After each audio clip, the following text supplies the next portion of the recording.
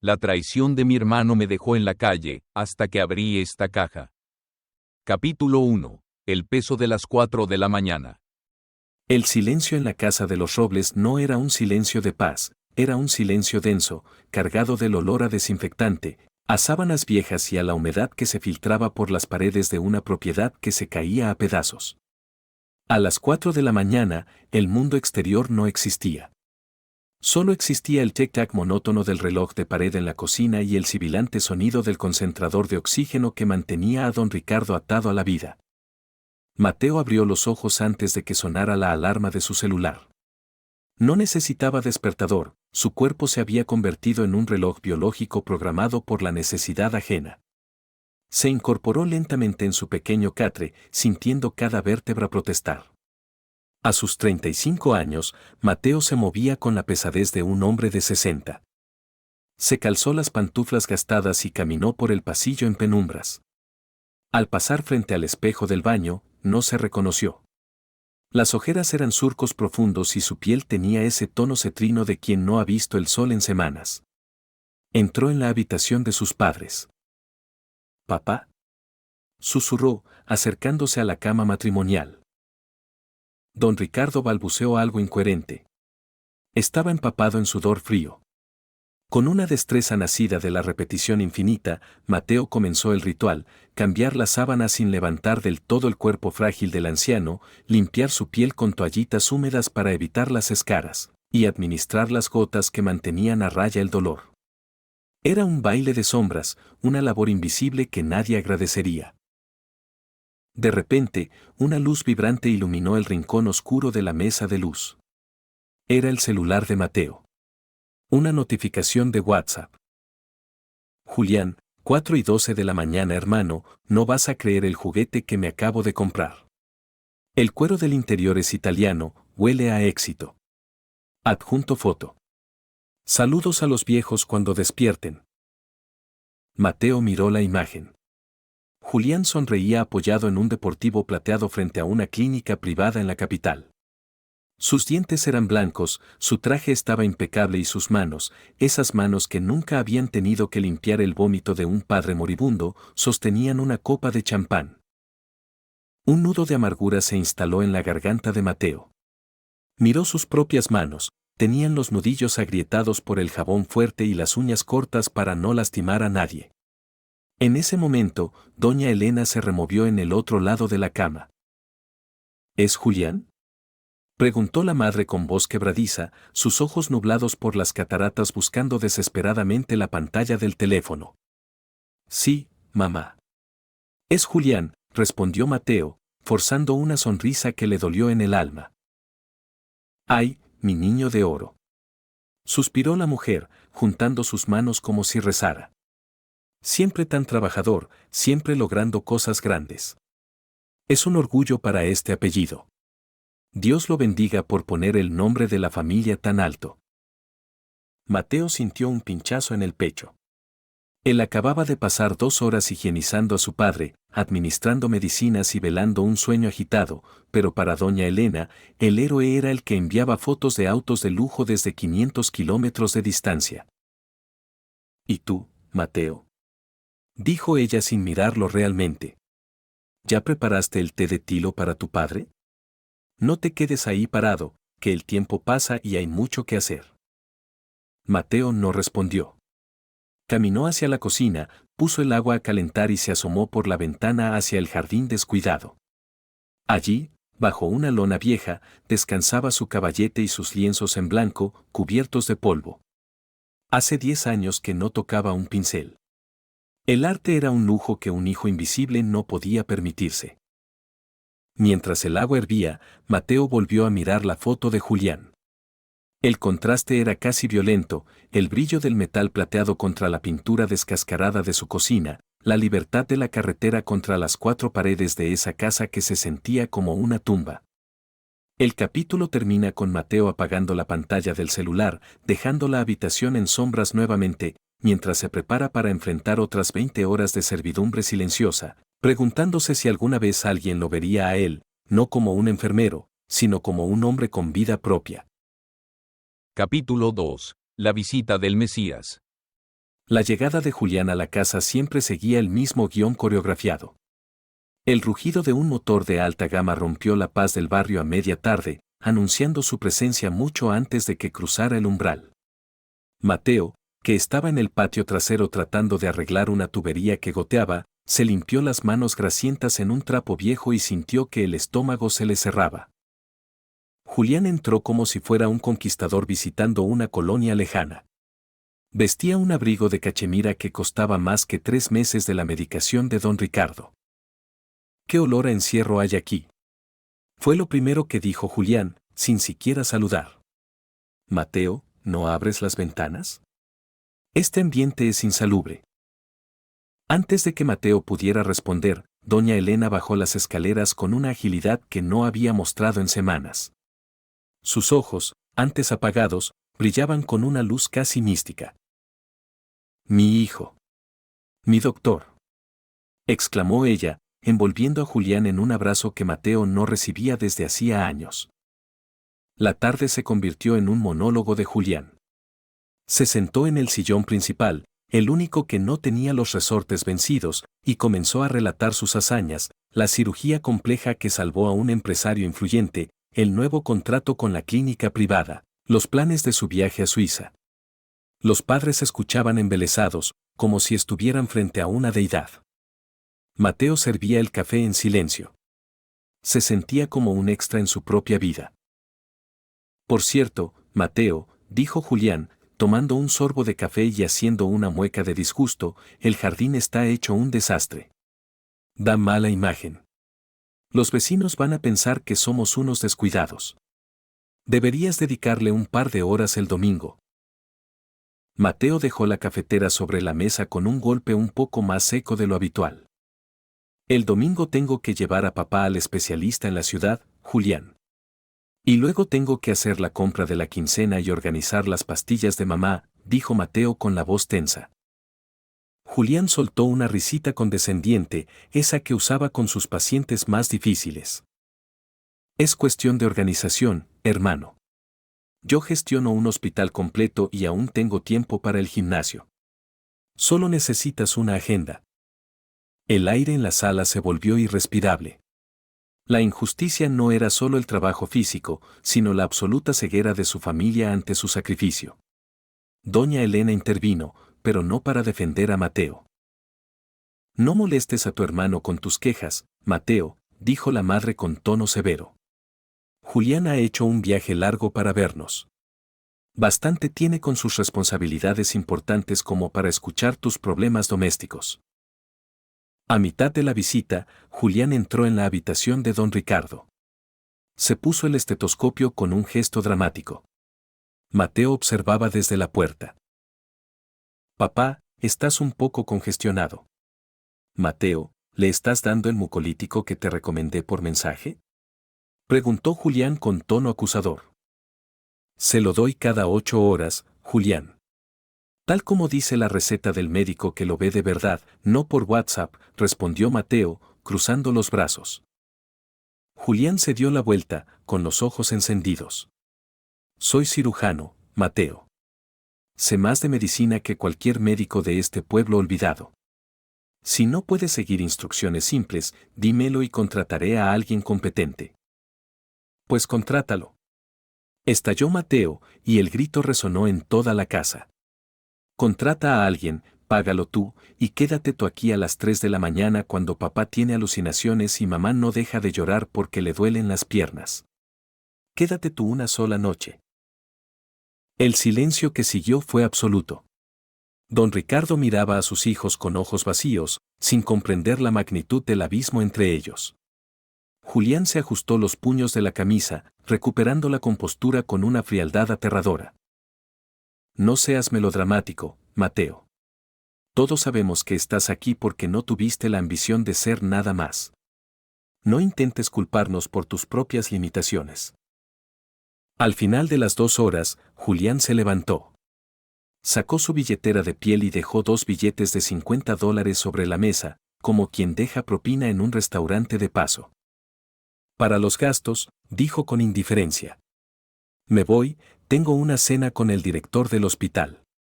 Intenten que la casa no huela tanto a hospital la próxima vez que venga. Doña Elena lo despidió en la puerta con bendiciones y lágrimas en los ojos. Cuando el coche desapareció, la mujer se volvió hacia Mateo, que seguía de pie en medio de la sala, mirando los 2 billetes sobre la mesa. «¿Ves, Mateo?», dijo ella, suspirando con admiración. «Tu hermano es un sol. Tan generoso, siempre pensando en nosotros. ¿Qué haríamos sin su ayuda?». Mateo no dijo nada. Tomó los billetes, que ni siquiera alcanzaban para cubrir la factura de la luz que vencía mañana, y se fue a la cocina a lavar las tazas de café. Mientras el agua corría, sintió que algo dentro de él se terminaba de romper. La invisibilidad ya no solo era un peso, empezaba a ser una herida abierta. Capítulo 3. La noche del adiós. La lluvia golpeaba los cristales con una insistencia metálica, como si quisiera entrar a la fuerza en la habitación. Dentro, el aire era espeso y caliente. Don Ricardo respiraba con una dificultad que hacía que cada inhalación pareciera un milagro y cada exhalación una despedida. Mateo estaba sentado en una silla de madera junto a la cama, sosteniendo la mano de su padre. Las manos de don Ricardo, que alguna vez fueron fuertes y expertas en el campo, ahora se sentían como papel de seda sobre huesos de cristal. «Mateo», susurró el anciano. Su voz era apenas un hilo, un eco lejano. «¿Ya llegó?». Mateo apretó la mandíbula. Sabía a quién se refería. «Está en camino, papá». «Ya casi llega», mintió. Era la medianoche. Mateo había llamado a Julián 10 veces en las últimas 2 horas. La primera vez, Julián respondió irritado desde lo que parecía ser una fiesta de gala: «Mateo, papá ha tenido crisis antes, no exageres. Tengo una cena importante. Te llamo mañana». Las siguientes 9 llamadas fueron directo al buzón de voz. A la 1:15 de la mañana, la respiración de don Ricardo cambió. Se volvió errática, superficial. Mateo, con el corazón martilleando contra sus costillas, tomó el teléfono una última vez y marcó. «El abonado se encuentra fuera del área de servicio o tiene su celular apagado». «Maldita sea, Julián», gritó Mateo al vacío de la habitación, arrojando el teléfono sobre el sofá.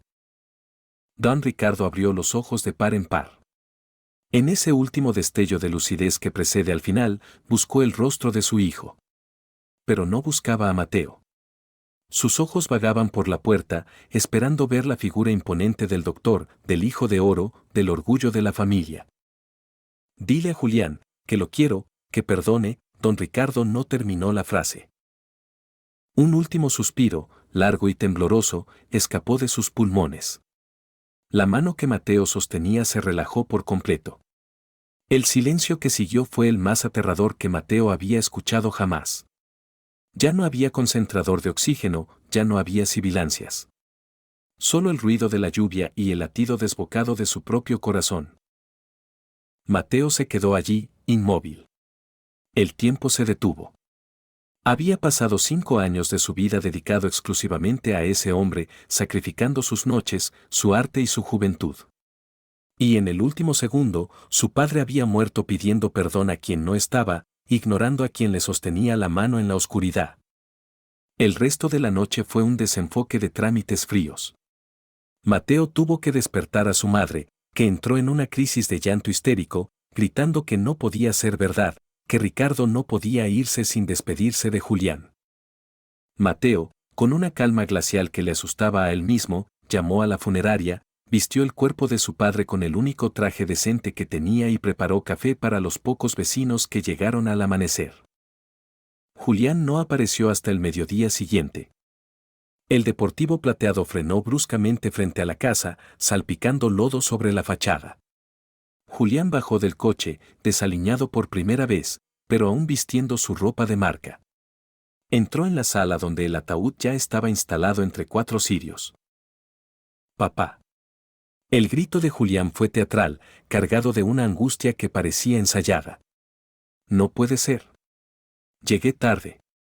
Mateo, ¿por qué no me avisaste que era tan grave?».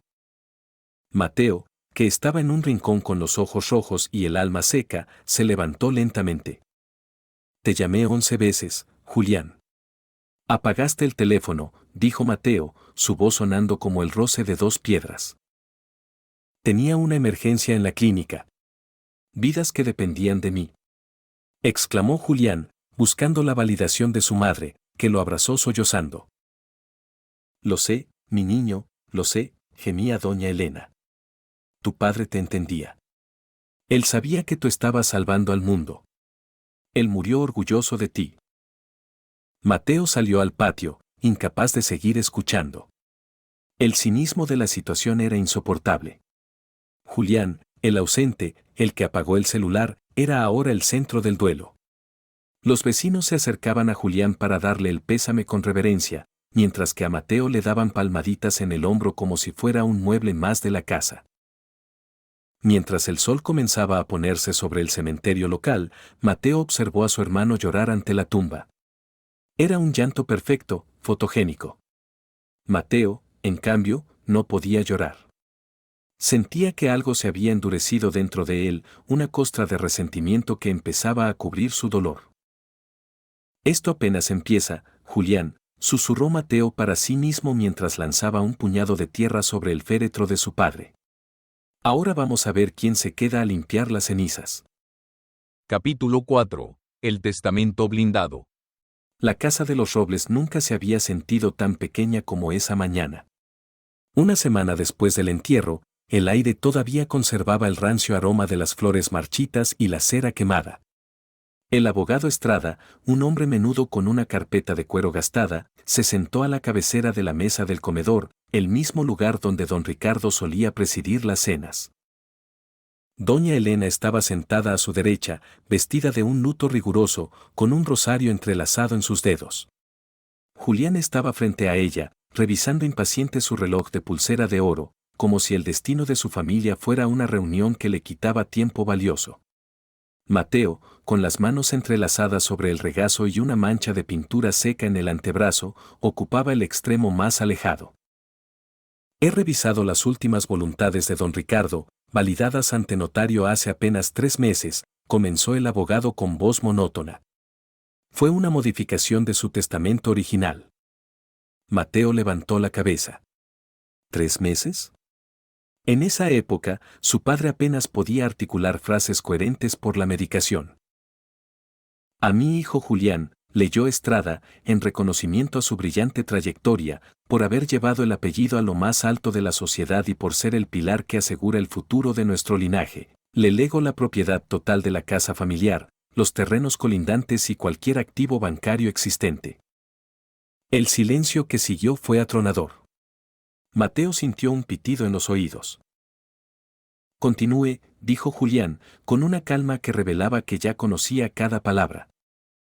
A mi hijo Mateo, prosiguió el abogado, evitando mirar al joven, le agradezco su compañía en mis últimos años. Como gesto de gratitud por su apoyo doméstico, le lego los muebles de la casa, mis herramientas de carpintería y el derecho a habitar su habitación actual por un periodo no mayor a 90 días, tras lo cual la propiedad quedará a total disposición de su hermano.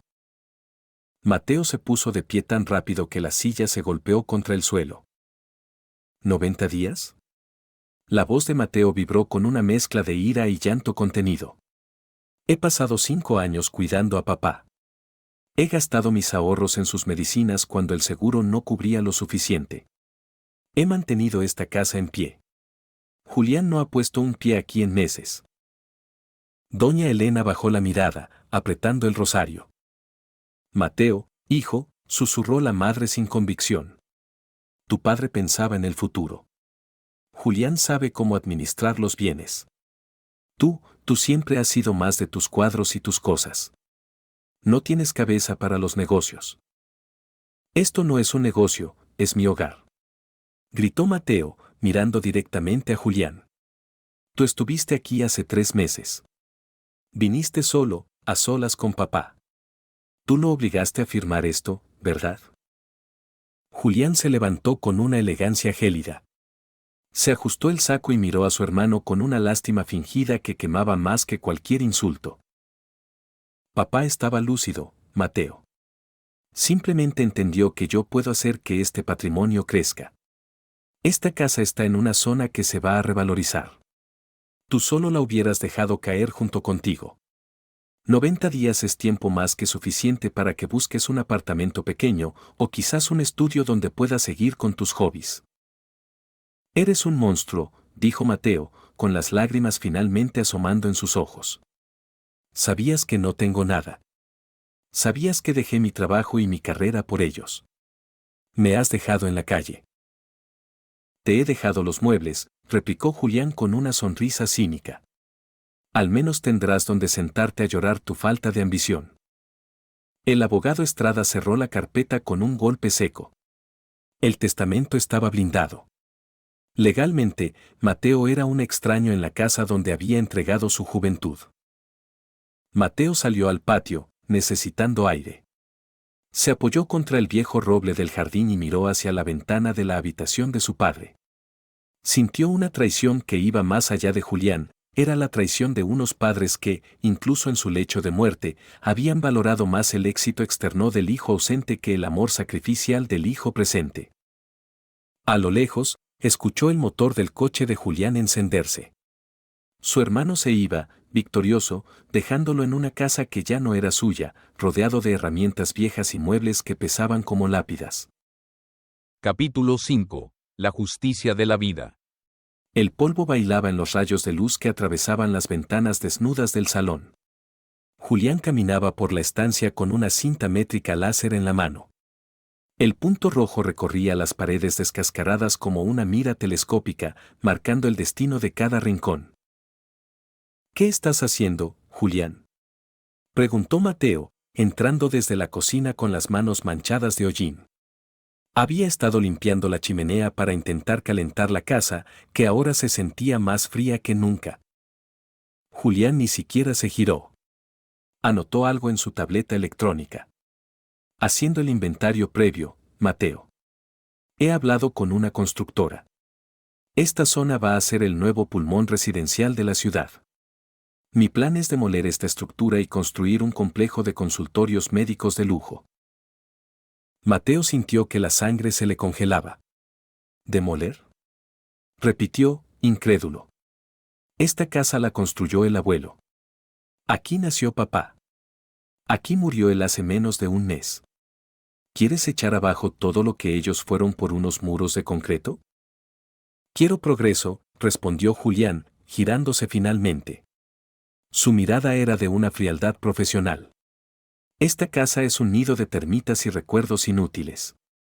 Como cirujano, sé cuando un miembro está gangrenado y hay que amputar. Y esta casa, Mateo, es la gangrena de nuestra familia.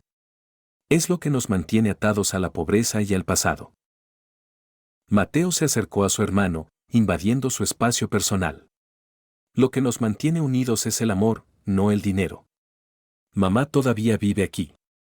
¿A dónde piensas llevarla? ¿O también es un miembro gangrenado para tus planes? Julián soltó una carcajada seca.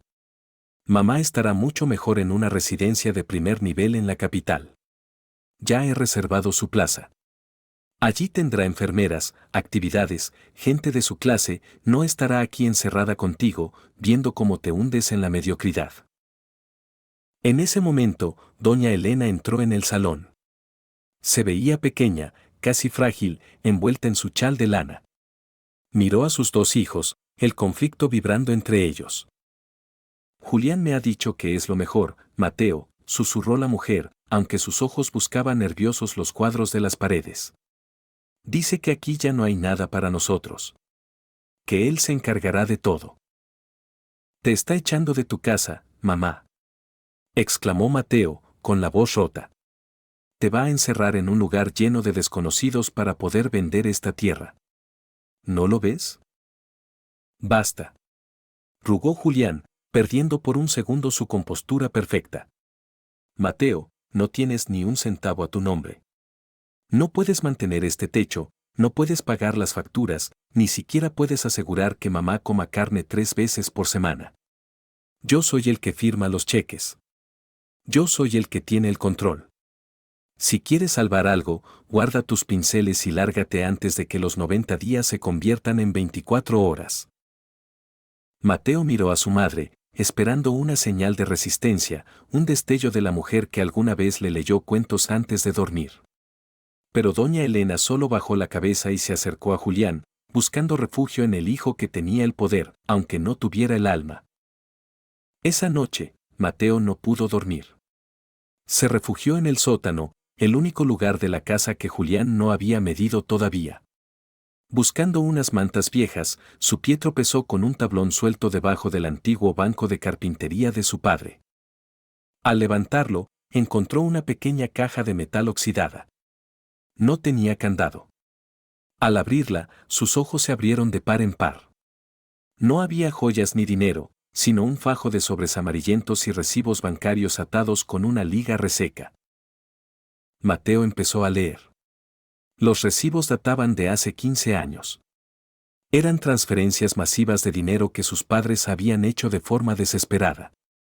El concepto siempre era el mismo: pago de deuda urgente, Julián; fianza legal, Julián; liquidación de daños, Julián. Mateo se sentó en el suelo frío del sótano. La verdad le golpeó como un mazo: Julián no siempre había sido el hijo de oro. En su juventud, había sido un imprudente que casi termina en prisión, y sus padres habían vaciado sus ahorros de toda la vida para salvarlo y limpiar su expediente para que pudiera entrar en la facultad de medicina. La fortuna de Julián, su carrera, su prestigio, todo se había construido sobre la ruina financiera silenciosa de sus padres. Y Mateo, que se había quedado allí trabajando como un esclavo para compensar esa falta de dinero, nunca supo que estaba pagando los errores de su hermano. Así que este es tu secreto, doctor, susurró Mateo, apretando los papeles contra su pecho mientras una chispa de determinación nacía en sus ojos. No tienes nada. Todo se lo robaste a ellos, y a mí. Capítulo 6. El desalojo del alma. La mañana amaneció gris y cargada de una llovizna persistente. En la puerta de la casa de los Robles, un camión de mudanzas blanco y enorme rugía, expulsando humo negro que contaminaba el aire limpio del campo. Dos hombres con uniformes grises comenzaron a sacar los muebles del salón bajo las órdenes precisas de Julián, quien supervisaba todo con una libreta digital en mano. «Cuidado con ese aparador», gritó Julián. «Es madera sólida, tiene valor de reventa». Mateo salió al porche. Sus ojos estaban inyectados en sangre tras una noche sin dormir, pero su postura ya no era la del hombre derrotado de los días anteriores. Llevaba la caja de metal oxidada bajo el brazo, oculta tras una vieja chaqueta de trabajo. ¿Ni siquiera vas a esperar a que pasen los 90 días, Julián?, preguntó Mateo, su voz sonando extrañamente tranquila en medio del caos. Julián se giró, ajustándose sus gafas de diseñador. La constructora ha adelantado los plazos. El tiempo es dinero, hermano. He conseguido un apartamento temporal para mamá en la ciudad. Ya puedes empezar a sacar tus cosas de pintura, porque mañana a primera hora entra la cuadrilla de demolición. Mateo caminó hacia él, ignorando a los operarios que pasaban cargando la butaca favorita de su padre. Se detuvo a escasos centímetros de Julián. ¿Sabes qué encontré anoche en el sótano, bajo el banco de herramientas?, susurró Mateo. Julián soltó una risita nerviosa. ¿Qué? ¿Más polvo y decepciones? Mateo abrió la caja y extrajo uno de los sobres amarillentos. Se lo puso delante de la cara. Julián echó la cabeza hacia atrás, pero sus ojos se clavaron en la cifra escrita en el recibo. El color desapareció de su rostro de forma instantánea. Esta es la transferencia de 2011, dijo Mateo con una frialdad quirúrgica. El año en que milagrosamente pagaste tu especialidad en el extranjero. Aquí dice otra cosa. Dice que papá vendió el terreno del norte para pagar el juicio por negligencia que casi te cuesta la licencia antes de empezar. Eso fue un error administrativo, balbuceó Julián, mirando a su alrededor para asegurarse de que los trabajadores no escuchaban. ¿Y el recibo de 2014? ¿Y el de 2016? Mateo sacó más papeles. Papá y mamá se quedaron en la miseria absoluta para limpiar tus desastres. Por eso esta casa se está cayendo. Por eso papá no tenía el mejor tratamiento. No es que no hubiera dinero, es que tú te lo habías comido todo años atrás. En ese momento, doña Elena salió a la puerta, lista para subir al coche que la llevaría a la ciudad. Al ver los papeles en manos de Mateo, se detuvo en seco. El miedo en sus ojos confirmó que ella lo sabía todo.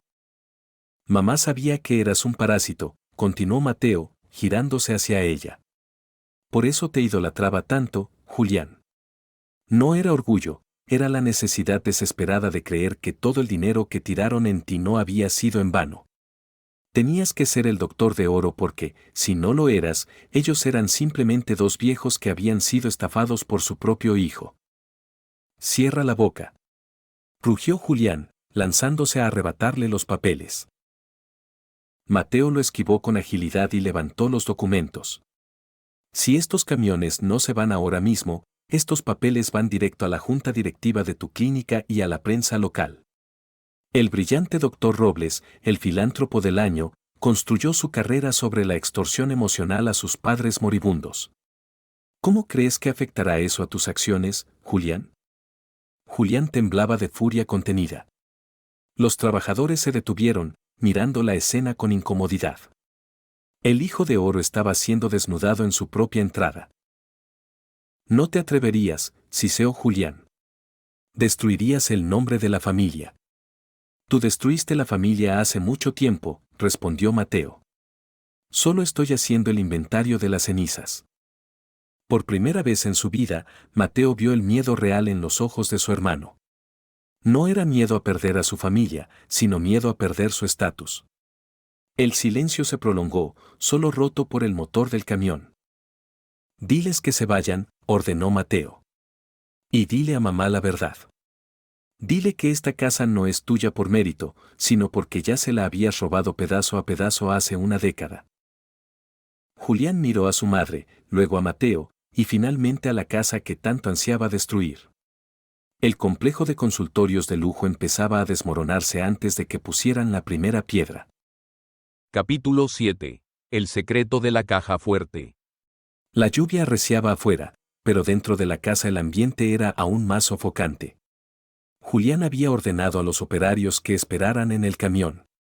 Estaba de pie en medio del salón vacío, con su abrigo de $1000 salpicado de barro, mirando la caja de metal que Mateo sostenía como si fuera un arma cargada. Doña Elena se sentó en la única silla que quedaba, una vieja mecedora que crujía con cada uno de sus sollozos. ¿Es cierto, mamá?, preguntó Mateo, su voz resonando en el salón desnudo. ¿Es cierto que cada vez que yo decía que no teníamos para la reparación del techo, o para la calefacción, el dinero se estaba yendo a las cuentas de Julián para tapar sus escándalos? La madre no respondió con palabras, solo apretó el rosario con tanta fuerza que sus nudillos se pusieron blancos. Fue una inversión, gritó Julián, perdiendo finalmente la compostura. Mis padres entendieron que mi carrera era la prioridad. Si yo caía, todos caíamos. Lo que ellos hicieron fue asegurar que alguien en esta familia tuviera éxito de verdad. ¿Éxito? Mateo soltó una carcajada amarga. Compraste tu prestigio con el hambre de tus padres. Y ahora, no contento con eso, quieres vender la tierra donde ellos se sacrificaron por ti. Eres un buitre, Julián. Un buitre que se alimenta de su propio nido. Julián caminó hacia la chimenea, tratando de recuperar su aire de superioridad. Se giró lentamente, con una sonrisa que no llegaba a sus ojos. Esos papeles son basura legal, Mateo. No prueban ningún delito. Mis padres me dieron ese dinero voluntariamente.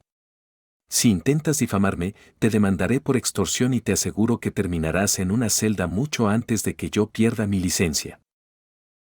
Tal vez no prueben un delito penal, replicó Mateo, dando un paso adelante, pero prueban una cosa: el testamento fue firmado bajo una falsa premisa de gratitud. Papá creía que te debía el éxito de la familia, cuando en realidad tú le debías la vida.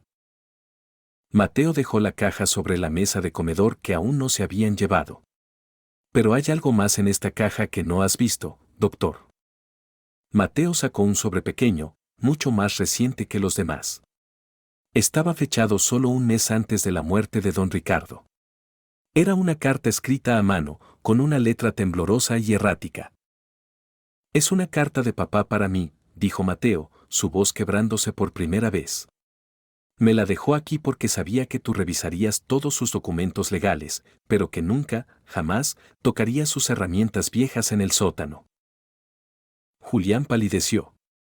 Intentó arrebatarle el papel, pero Mateo fue más rápido. Mateo, hijo mío, empezó a leer Mateo en voz alta.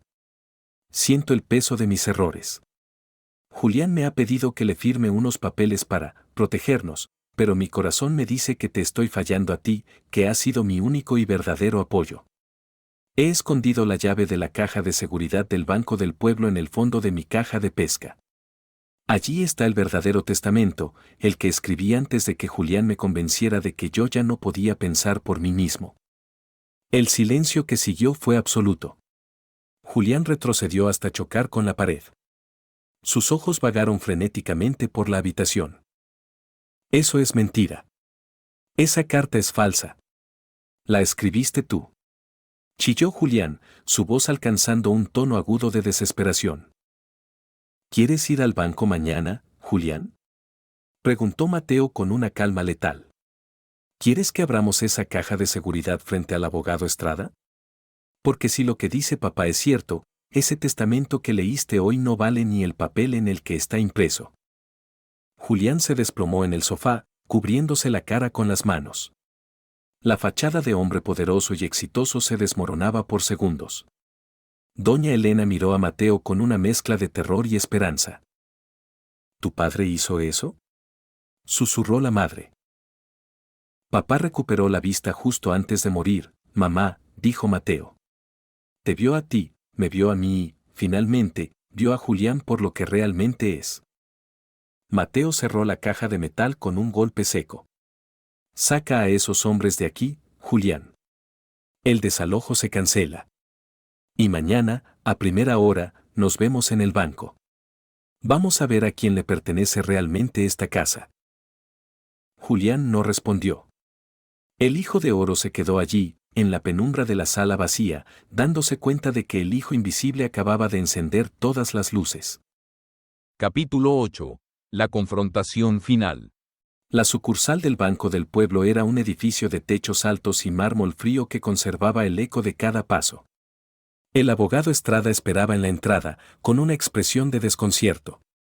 Julián llegó último, ya no vestía su abrigo de cachemira, sino una chaqueta deportiva que intentaba ocultar su semblante demacrado. No había dormido. Sus manos, antes firmes para el bisturí, temblaban levemente mientras sostenía su maletín. Esto es una pérdida de tiempo, Mateo, siseó Julián mientras caminaban hacia la bóveda subterránea.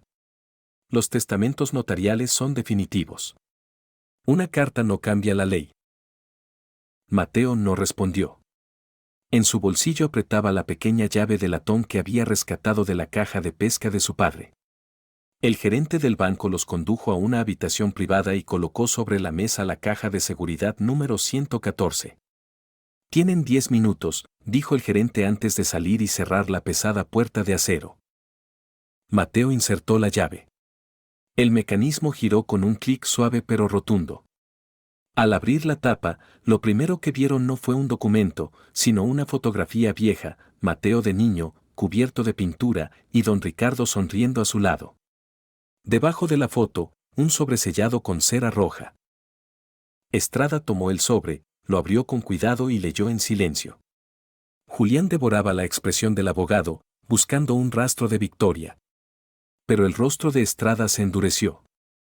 Este documento, dijo Estrada con voz grave, es un fideicomiso de protección familiar firmado ante un notario de la capital hace 2 años, mucho antes del testamento que leímos en la casa. ¿Y qué significa eso?, ladró Julián. Significa que la casa y las tierras nunca pertenecieron legalmente a don Ricardo en sus últimos meses, explicó el abogado. Él transfirió la titularidad de todos los bienes a este fideicomiso. El administrador único y beneficiario mayoritario designado es Mateo Robles. Julián se puso de pie, derribando la silla. Eso es imposible. Él no tenía la capacidad. Yo soy el doctor. Él sabía que yo era el único capaz de... Él sabía que tú eras el único capaz de venderlo todo, interrumpió Mateo, levantándose también. Papá sabía que habías vaciado sus cuentas. Lo supo siempre, Julián.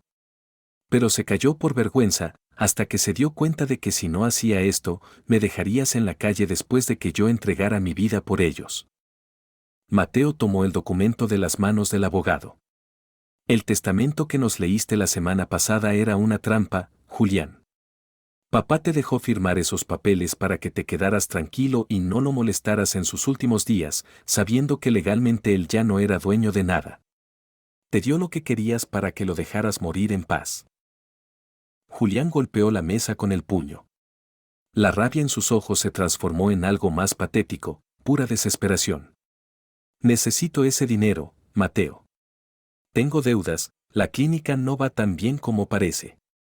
He pedido préstamos usando esa casa como garantía informal. Si no vendo este mes, lo perderé todo. Has vivido de mentiras toda tu vida, Julián, dijo Mateo, guardando los papeles en su chaqueta. Y ahora las mentiras se han acabado. La casa no se vende. Mamá se queda allí. Y tú vas a tener que aprender a ser un médico de verdad, sin el dinero de tus padres para tapar tus errores. Julián se abalanzó sobre Mateo, agarrándolo por las solapas. Dame ese papel. No te vas a quedar con lo que es mío por derecho de nacimiento. Mateo no retrocedió. Lo miró con una lástima tan profunda que Julián soltó el agarre como si se hubiera quemado. ¿Derecho de nacimiento? Yo nací en esa familia tanto como tú. La diferencia es que yo estuve allí cuando las luces se apagaron. Tú solo apareciste para reclamar el botín. Julián retrocedió hasta la pared de la bóveda, hundiéndose. El hijo de oro se veía ahora como cobre oxidado. El abogado Estrada carraspeó, rompiendo el momento. Señor Julián, legalmente no tiene nada que reclamar. El fideicomiso es inatacable. Mateo, como administrador, tiene la última palabra sobre el destino de la propiedad. Mateo caminó hacia la puerta. Antes de salir, se detuvo y miró a su hermano por última vez. Vete a la capital, Julián. Trata de salvar tu carrera. Pero no vuelvas al pueblo. Mamá y yo tenemos mucho que reconstruir y no necesitamos más escombros. Mateo salió de la bóveda y subió las escaleras hacia la luz del día. Por primera vez en 5 años, el aire no olía a medicina ni a encierro. Olía a libertad. Capítulo 9. El nuevo amanecer. El silencio que ahora reinaba en la casa de los Robles era distinto. Ya no era el silencio opresivo de la enfermedad o el de los secretos guardados bajo llave, era el silencio de un lienzo en blanco. Mateo comenzó la mañana abriendo todas las ventanas de par en par. El aire fresco de la montaña entró con fuerza, barriendo el olor a desinfectante que se había adherido a las cortinas durante años. En el centro del salón, donde antes Julián gritaba órdenes, Mateo había colocado su viejo caballete. Doña Elena bajó las escaleras lentamente. Ya no llevaba el rosario apretado en las manos, en su lugar, sostenía una pequeña taza de té. Se detuvo a observar a su hijo, que mezclaba colores con una intensidad que ella no recordaba. Se siente extraño, ¿verdad? Susurró la madre, sentándose en la mecedora que Mateo se había negado a dejar que se llevaran. Se siente real, mamá, respondió Mateo sin apartar la vista del cuadro. Por primera vez, no estamos esperando que algo malo pase.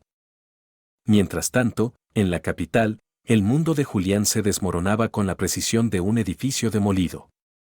Sin la garantía de la casa y las tierras, los prestamistas que habían financiado su estilo de vida comenzaron a presionar. La clínica privada, aquella que Julián llamaba su imperio, era en realidad una cáscara de deudas y mala administración. Julián pasó el día encerrado en su oficina de cristal, ignorando las llamadas de sus acreedores y de la junta médica. Su secretaria, que antes lo miraba con admiración, ahora solo le pasaba sobres con sellos de urgente y notificaciones judiciales. El doctor de oro descubrió que, sin el respaldo del sacrificio de su hermano, no era más que un hombre común huyendo de sus propios errores. En el pueblo, Mateo decidió que la casa no solo sería su hogar, sino su redención.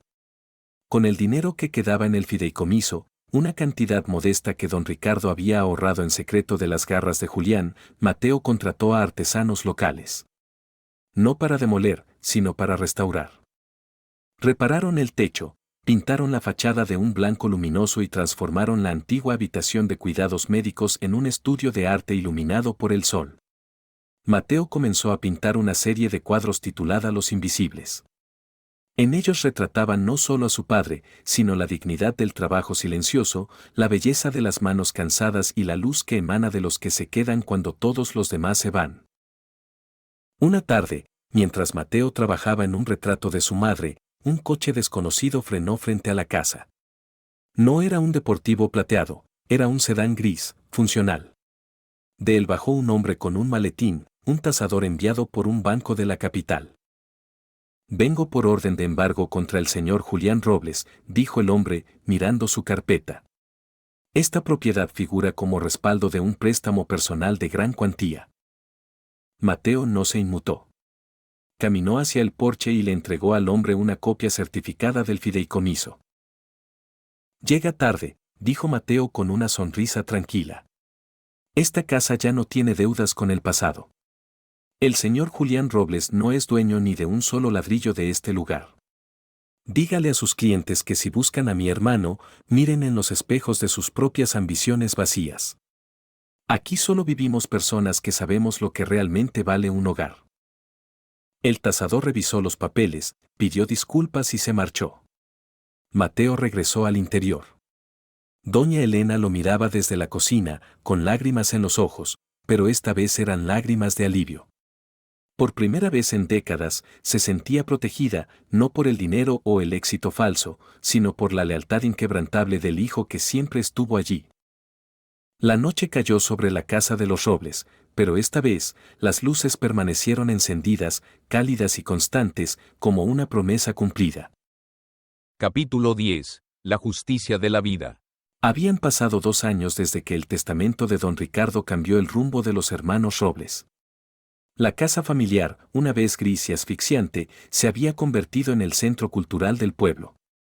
Las paredes, que antes guardaban secretos de deudas y enfermedad, ahora exhibían lienzos vibrantes que atraían a visitantes de toda la provincia. Mateo estaba de pie frente a su obra más ambiciosa, un tríptico gigante titulado El heredero del tiempo.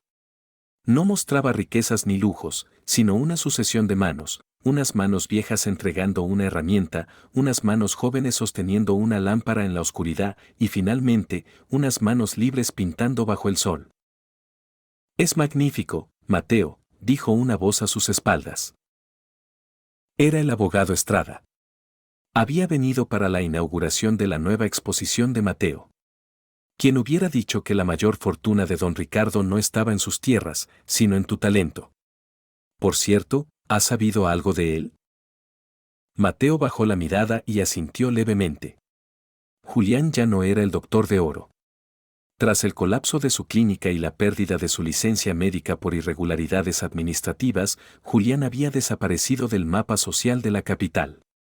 La última noticia que Mateo tuvo fue a través de una carta legal. Julián trabajaba ahora como médico general en un dispensario remoto de la frontera, viviendo en un apartamento alquilado, pagando mes a mes las deudas que aún no perseguían. «Me escribió hace un mes», confesó Mateo. «No pedía dinero. Por primera vez en su vida, pedía perdón.